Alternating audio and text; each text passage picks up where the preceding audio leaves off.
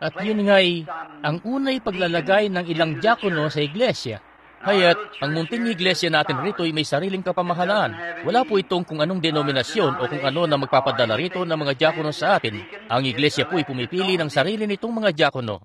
Ang iglesia rito ay pumipili ng sarili nitong pastor. Pumipili ng sarili nitong mga tagapangasiwa. Pumipili ng lahat ng mga papasok at lalabas ng iglesia. Wala ritong isang tao na siya lang ang magpapasya sa lahat ng bagay. Ang buong iglesia po. At ang iglesia ay ang mga dumadalo rito at sumusuporta sa iglesia sa pamamagitan ng presensya nila at ng kanilang ikapu at mga kaloob. Kaya't sila nga sa tuwina ang may legal na pagpapasya sa paglalagay ng ganoon.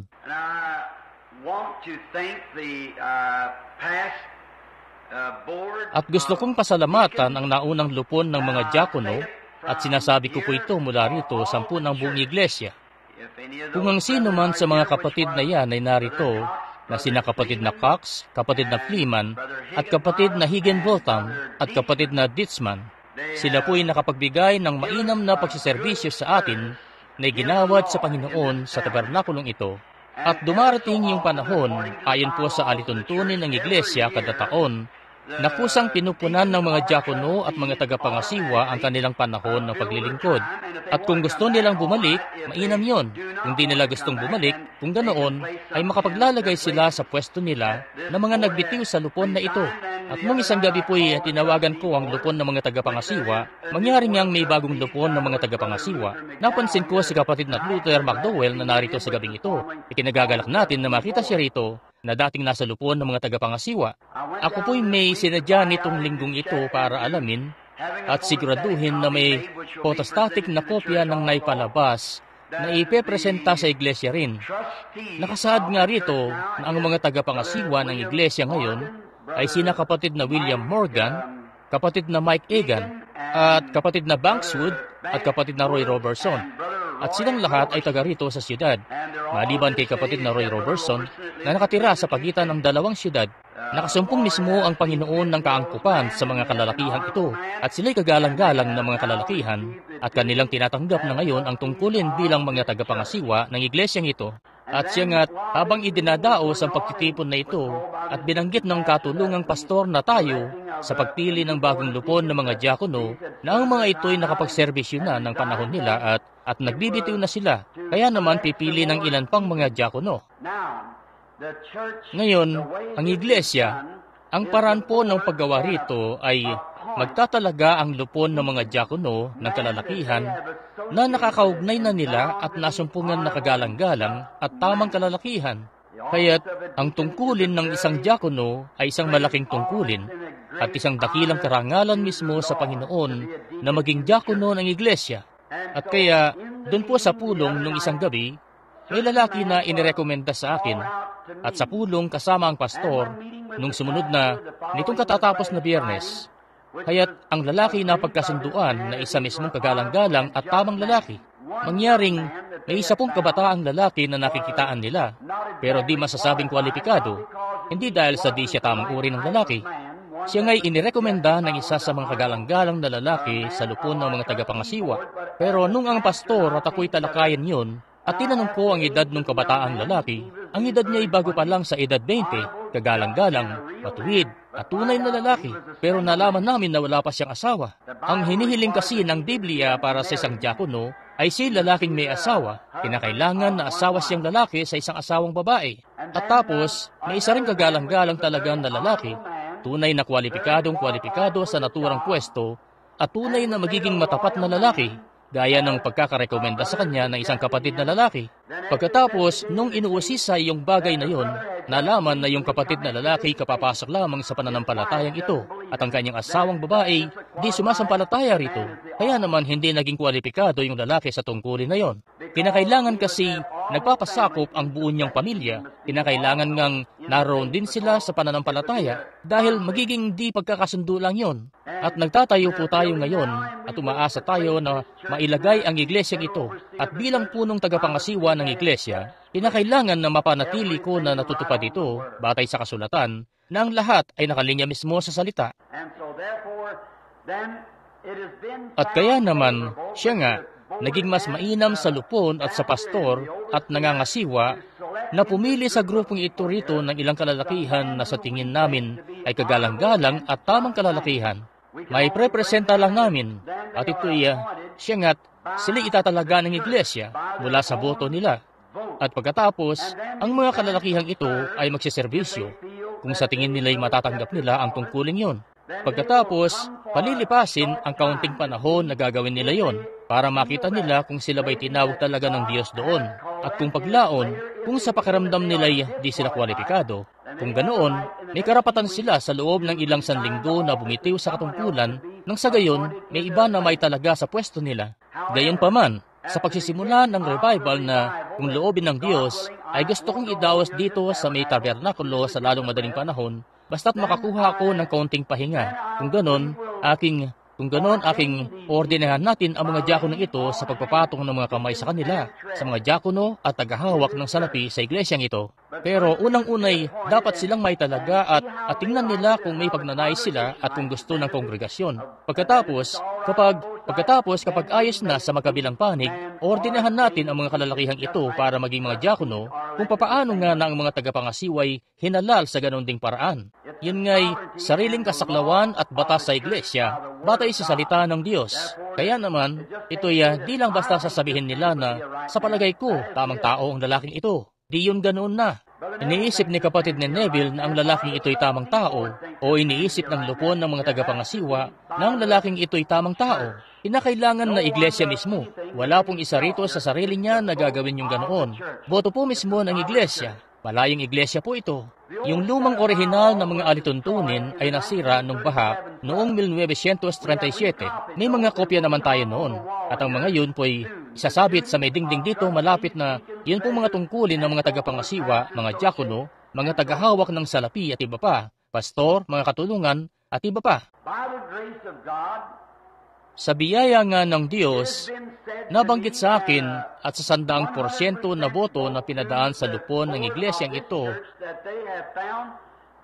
na nakita nila na si kapatid na Holin Hickerson ay tamat kagalang-galang na lalaki at nakalinya mismo sa posisyon na ito na tanggapin ang malaking karangalan ng pagiging diakono ng naturang tabernakulo na ito.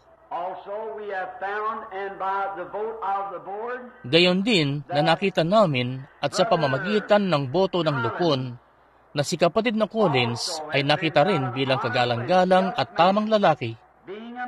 Yamang isa siyang ministro rin, kaya naman hinihikayat namin siya na maparito at maging diakono ng iglesia at di lang diakono, kundi katulungan ni kapatid na Neville.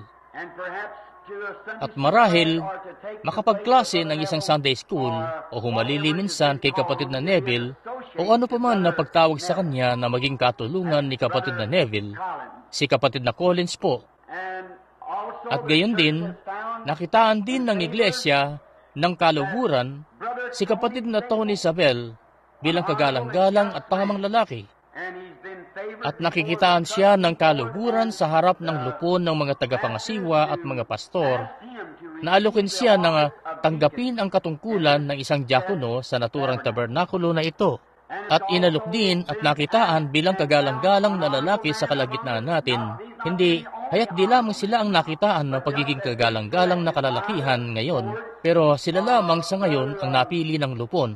Si kapatid na Taylor po na taga Henryville o Memphis, sa pagkakalala ko, Memphis, Indiana. Kasama natin siya ng matagal-tagal na. Gumaganap bilang aser o kung anuman. Hayan nga na nakitaan siya ng kaluguran ng iglesia o ng lupon at ng mga pastor na tanggapin niya ang malaking katungkulan na ito ng pagiging diakono sa naturang iglesia na ito.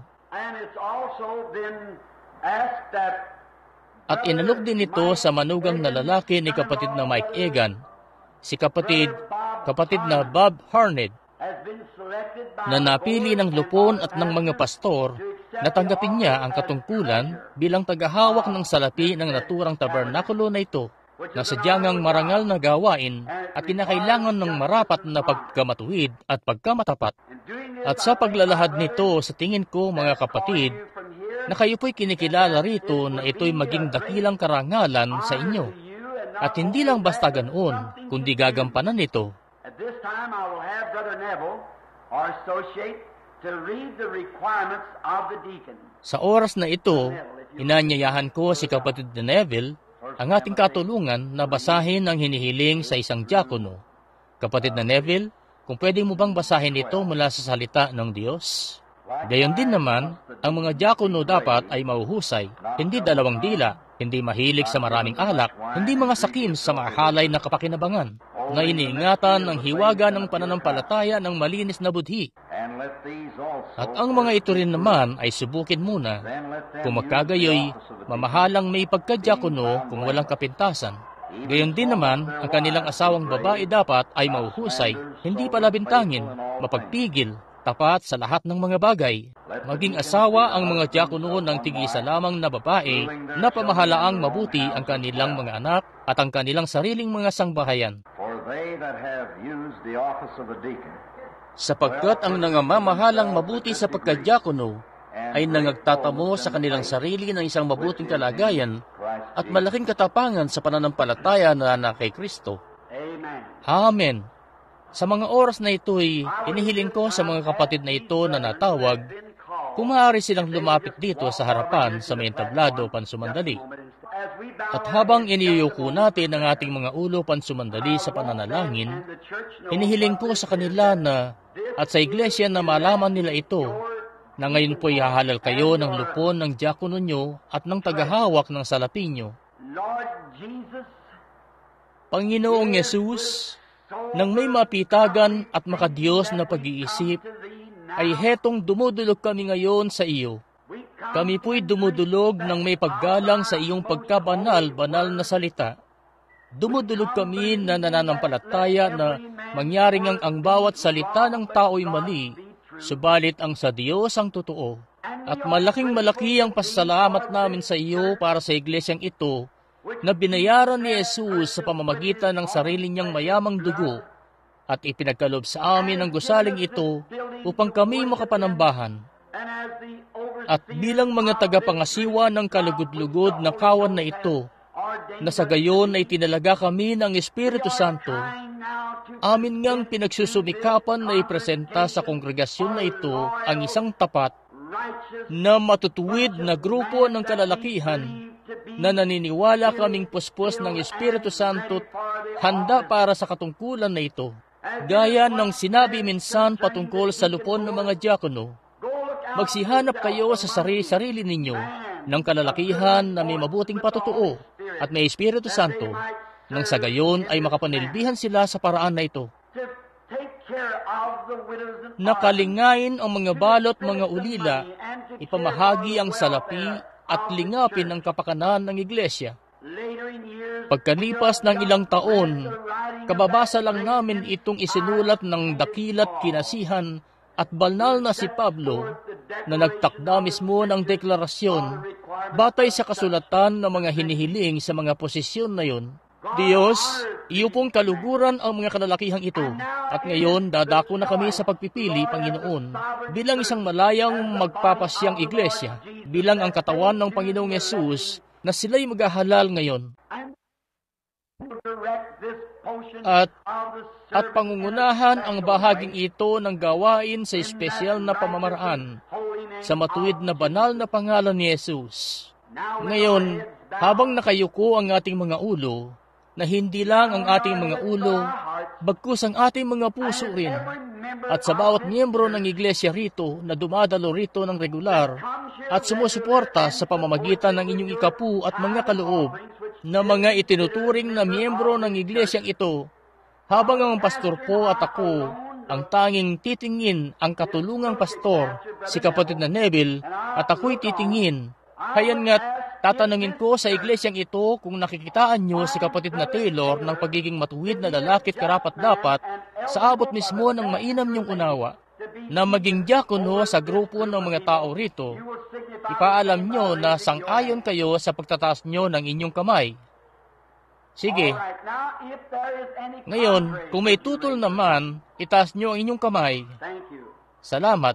Mayroon po ba sa mga miyembro ng iglesia rito na kanila pong nakikitaan at ang lahat po ba'y nakikita nila na si kapatid na Holland Hickerson ay matuwid at kagalang-galang na lalaki? At isang lalaki mismo na nakikitaan nyo na karapat-dapat na maging diakono ng naturang iglesia na ito, maaari nyo bang ipakita sa pamamagitan ng pagtataas ng kanan nyong kamay? Kung tutol naman kayo, pakitaas lang ng inyong kamay. Nakikitaan ba ng kongregasyon si kapatid na Collins na ganon din, na isang matuwid na kagalang-galang na lalaki at karapat-dapat sa trabaho bilang diakono ng iglesyang ito? Maaari nyo bang itaas ang inyong kamay? Sige, ang mga tutol naman, pakitaas po ng inyong kamay. Nakikitaan ba ng kongregasyong ito si kapatid na Tony Isabel bilang kagalang-galang na lalaki at karapat-dapat sa tungkulin na ito ng pagiging diakono sa kawan na ito ng naturang iglesia na ito? Magagawa nyo bang itaas ang inyong kanang kamay? Ang mga tutol po, pakitaas ng inyong kamay. Sa tingin ba ng kongregasyon na ito'y si kapatid na Harned ay isang tamat matuwid na lalaki na siya'y kasakasama na natin ng matagal na panahon, na siya'y maging tagahawak ng salapi, kalihim at tagahawak ng salapi ng iglesyang ito para hawakan ang mga pinansyal at bayaran ang mga bayarin? Kung ganun po, pakitaas ng inyong kanang kamay. Meron po bang tutol? Pakitaas na lang po ng inyong kanang kamay. Nais kong ngayong sabihin sa mga kapatid na nakatayo rito ngayon, sa may paanan ng krus, na ang iglesyang ito'y 100% na walang pagtutol, na nakikitaan lahat kayo ng pagiging karapat-dapat sa paningin ng Diyos para sa tungkuling ito na tinawag kayo ng Diyos. Ngayon, kayo, gaya ng pagkakasabi, sila nga'y masubok muna at makita kung may pagnanais sa tungkuling ito sa loob ng ilang sanlinggo. Loobin ng Diyos, ako po'y babalik para magpatong ng kamay sa grupo ng mga kalalakihang ito para italaga sila na opisyal na mga tagapanga o mga diakono sa iglesyang ito at tagahawak ng salapi. Atin na pong iyuko ang ating mga ulo pansumandali. Panginoon, nagagalak po kami sa gabing ito na mayroong kalalakihan pa rin na nabubuhay sa mundo na nakalalakad ng makadiyos sa mundong ito, na lubos ngang makadiyos na ang isang tabernakulo na may striktong mga patakaran gaya nito ay may nahalal na 5 kalalakihan sa posisyon bilang mga pinuno na wala ni isa man na tutol. Kami po'y nagagalak para sa kanila at nararamdaman namin na ikaw ay naritong kasama namin na pinagpapasyahan ang mga desisyon na ito, kasama ang lupon at mga pastor. Diyos, pagpalain mo po ang mga kalalakihang ito at nawa makapaglingkod sila sa tungkuling ito ng buong puso nila na may pagkabatid nang itinutumba sa kanila'y mahalagang antas sa langit. Balang araw, kapag ang mga aklat ng langit ay sasara na, naway sa aklat ng mga makalangit na nilalang at sa dakilang aklat ng langit na mabuklat, naway ang kanila pong mga pangalan ay 100% nasa harapan ng Diyos at ng tagapagligtas at ng buong makalangit na hukbo na maging ganoon din sa kanyang kaharian. Iyong pagpalain sila, Panginoon, at naway mapagsilbihan nila ang tungkulin na ito ng mabuti. Sa pangalan ni Jesus ay pinasasalamatan ka namin para sa kanila. Amen. Gusto kong kamayan kayo, kapatid na Harned, at kapatid na Zabel, at kapatid na Collins, at kapatid na Hickerson, at kapatid na Taylor. Ikinagagalak ko ng husto na malaman na may pakikipagbuklod kami ng buong panahon na ito sa inyo ng mga kagalang-galang na kalalakihan. Pagpalain kayo ng Diyos ngayon, at kayo po'y makikita namin muli pagkatapos nitong kaunting pahinga ko sa pagbalik ko at titingnan kung kinaiinaman nyo ang inyong tungkulin. Sigit, ang boto nga sa kanila ay sa palagay ko'y 100% mismo, walang pagtutol. O, kayo ba'y nagagalak na ang nakakasalamuhan niyong mga tao ngayon ay mga taong nakakapamuhay sa harapan ng Diyos, makadiyos, at nakakapamuhay ng ganoon sa harap ng pangkasalukuyang sanlibutan na ito na ganoon ang kondisyon? Kamanghamanghang bagay po. At ako po'y nagagalak na malaman sa gabing ito na ako'y nagkaroon ng pribilehiyo na ang mga kalalakihang ito at ang iglesia rito'y naging mga kaibigan ko. Ikinagagalak ko ng lubos na ibinunsod ng Diyos na nakaugnay ko ang aking sarili sa kanyang iglesia sa buong mundo. O, sila nga'y itinatakwil at tinatanggihan at paksa ng kwento-kwento. At gaya ng nabanggit ko kaninang umaga sa mensahe ko, kaya't marahil tagatapan lang ng putik, yan ang tingin ng sanlibutan sa kanila, na sangkumpul lang ng mga panatiko, pero ang tingin ng Diyos sa kanila ay kanyang mga anak. Yun mismo ang ikinagagalak ko. Marahil, di nila maiuulat sa inyo kung ilang milya ang layo ng buwan. Marahil din nila maiuulat sa inyo ang buong solar system at kung paano ba yan umiiral. Pero may isang bagay nga silang nalalaman. Kaya't alam nila ang oras kung kailan sila naipanganak na muli. Kinalulugdan ko sila. At bilang munting parabola na natutunan ko, at iugnay ko yun ngayong gabi sa dalawa kong munting anak na babae, para mas lalong mapalapit ito sa atin. Para mas gawing totoo ito sa atin, nang sa gayon, maunawaan nyo ang kahulugan nun. Isang araw, sa pagbangon ko sa higaan, hayan ang dalawa kong munting anak na babae. Ang isa sa kanila ay si Rebecca, at ang isa sa kanila ay si Sarah. At sila'y munting dalagitan ni Daddy. At may munti rin akong anak na lalaki, si Joseph. Ako po'y galing ng Chattanooga, mula sa isang pagtitipon isang gabi, at ako po'y nanggaling doon sa huling malakihang gawain na yon. Ako'y nasa kotse, nagbibiyahe kasama ang panganay ko, si Billy. Ang asawa niya at si Meda ay nasa kotse, at ang mga anak kong babae. At habang nagbibiyahe kami, wala ngang nagsasalita ng siguro'y mga ilang bloke ng siyudad, at ako nga'y nakapangaral nung gabing yon sa mga tao ng tunay na nakasasakit sa damdamin na pangangaral patungkol sa mga ginagawa ng tao. At wala ngang nagsasalita. At ang munti ko pong si Joseph ay bigla na lang lumapit at tinapik ako sa aking balikat. Sabi niya, "Daddy, talaga pong nangaral ka ngayong gabi."